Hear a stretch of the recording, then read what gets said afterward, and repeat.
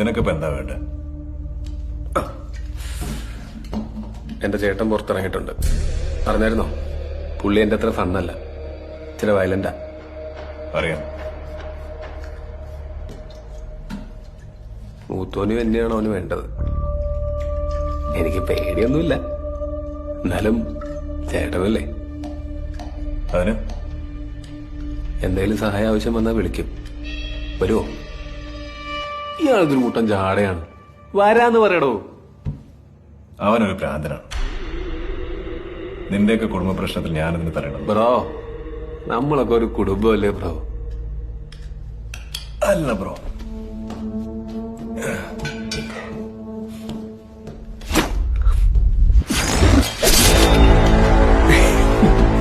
എനിക്കറിയാൻ താൻ വരുമെന്ന്. ഇല്ലെങ്കിൽ ചാത്തന്മാര് തന്നെ കൊണ്ടുവരും. നീ വിളിക്കും, നമുക്ക് നോക്കാം.